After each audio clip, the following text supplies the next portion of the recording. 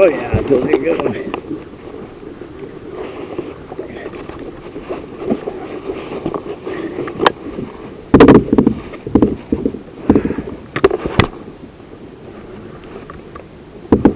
There you go, buddy. Oh. Ammo.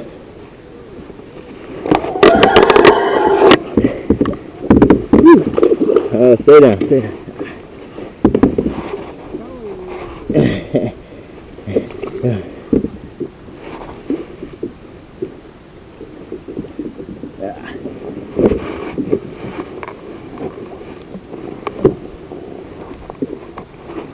Woo! Oh, there you go, big buddy. Good fight.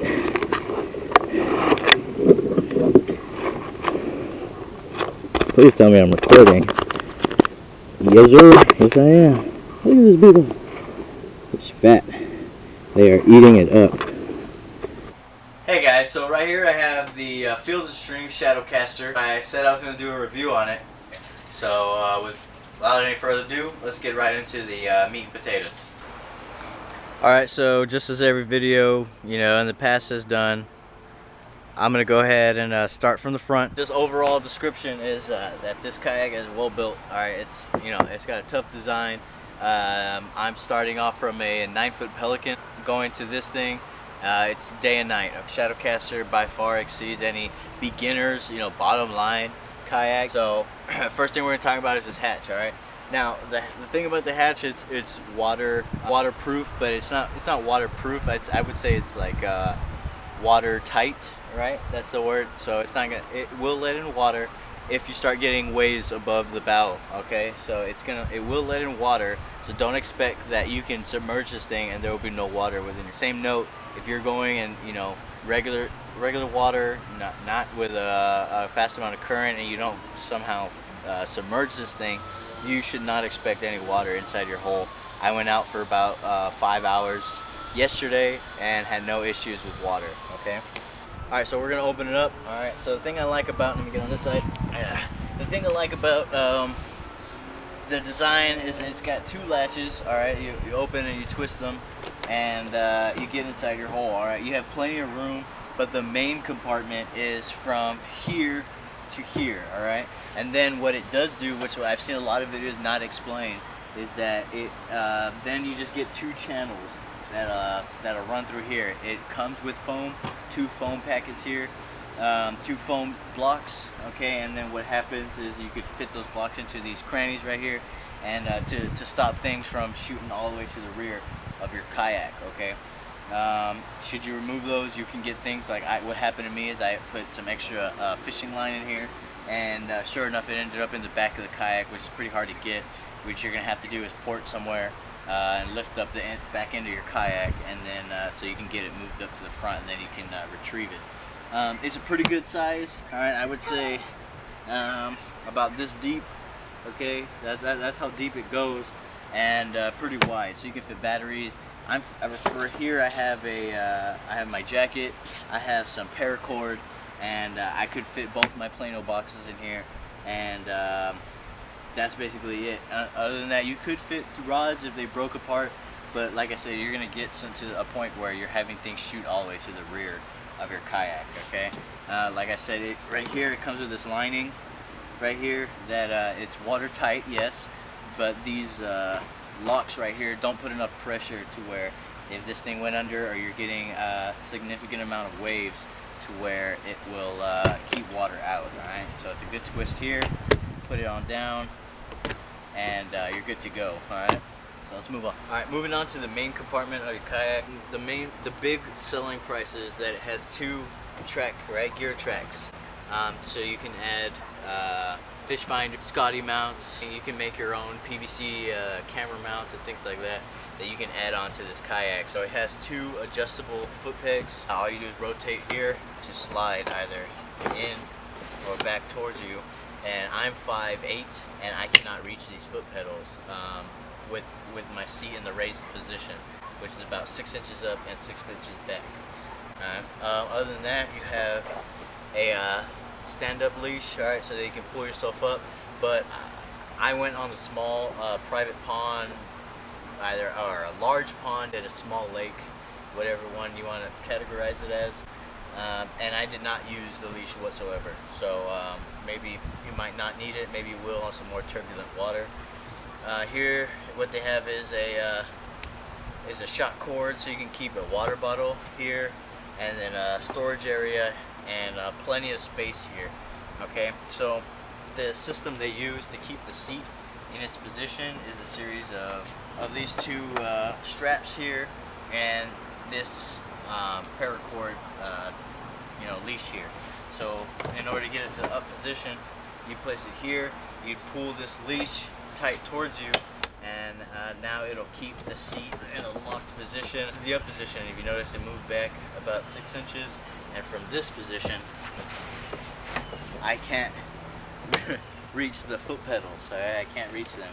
It might just be my height, but I had no problem with it because I didn't really need them because I wasn't moving quickly.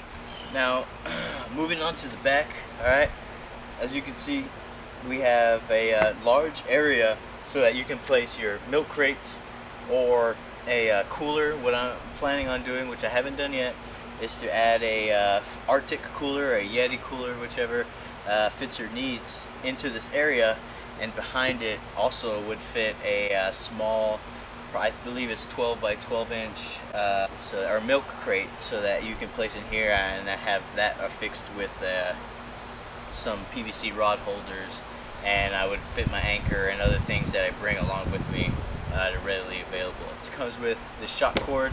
Alright, my first trip out, I only had my milk crate. I use these sets right here to hold down my milk crate. Okay. It also has two pre-installed rod leashes with these two flush rod mounts right here. But for the waters that I went on my first trip, I didn't believe I was gonna flip at any point in time, so I just kept them stowed away. So what I have seen people do is add a hatch right here into this area right here to give them more space, and they added maybe their batteries for their fish finders or anything that they added, and they added about an 8-inch hatch in this back area. But probably one of the things that will turn you off, or one of the negatives, is it has no hatch in this back area. So that's something to look to. Alright, so overall, going from a 9-foot Pelican, and going to, I believe, 12'3" Field & Stream Shadowcaster, I would say that you can't go wrong. Okay, so overall it's very stable. Alright, it has that tri-hole. Okay, on the very bottom it's got a W-shaped tri-hole. It's got plenty of room to stand on. As you can see, I stood on with no problem. I was fishing from it. I was casting. I caught a 16-inch, bass on it. I couldn't tell you the weight. I didn't weigh it at the time, but I caught a 16-inch who gave me a pretty good fight, and had no problem with standing, and I had no problem with stability. Okay, so some big positives. It's got that big hole in the front. Okay, standing, you can go from the low or high position. Alright, flush mounts, built-in rod leashes. Alright, some storage area in the back, pre-made storage area in the back. Overall, great design. Alright, some people say that it moves like a tank in the water. I found that not to be true, but I can also say that I was moving in relatively still water, so I was getting to where I wanted to be. Some people say that the turn radius is pretty bad.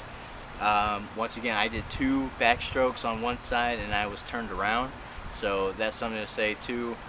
If you're looking for a fishing kayak, something to fish out of, this is where to go. I got plenty of compliments from people out of Hobie's. I was getting compliments on, hey, that kayak looked great, that hey, I wish I could stand that way. So this kayak goes miles beyond its price point. Okay, some negatives is add the hatch in the back. Alright, that's going to be a cost out of your pocket. The hatch is great, but don't expect it to be waterproof. It's watertight. It doesn't move slow like some people say it is, but it's not going to win you any races. Okay, this kayak for me is going to be the one that I'm holding on to for some time. I'll keep y'all updated with some of the updates that I do to it. I have no complaints that would deter me from ever getting this kayak. And at Dick's Sporting Goods or Field & Stream for a price point of $7.99, you can't go wrong with it at that price point. It has a lot of amenities to it that a lot of these other kayaks close to it, maybe like the Ascend FS 128T. That is fairly similar. I spoke to a gentleman who owned one at the event that I went to yesterday. That one does move like a tank in the water, where I had no complaints at the time. Hey, I just want to give a big shout out to everybody who watches this video, gives me a like, gives me a thumbs up, and comment on what you want to know about this, and also what you want to see me do with this kind of kayak, because hey, this is fresh. Look at that clean slate, look at this open canvas, and I'm going to be adding things onto this kayak as we go on, and I'm going to be fishing from different areas. I just want to put a big shout out to Aqua Design and Brandon Bass Groups, who helped me get this awesome sun shield for my face. And yesterday it got to about 100 and some degrees, 102 I would say, and I was one of the only ones left in the lake because I could keep up. I would simply take it off, dip it in the water, put it back on, and I felt cool and I felt awesome and I felt ready to go. So Aqua Design, check them out. Brandon Bass Groups, who holds this Kayak Newbies group, as well as a whole list of other groups that you can check out that are only there to help you out and helps us all bring fishing to a higher ground, alright? So once again, my name is Wilson. This is Cinco Savage. Hopefully I see you guys soon. Hopefully you enjoy the video. Give me a thumbs up and some comments. Please let me know what you want to see, what you want to keep going, so that I can do that for you, alright? Thank you.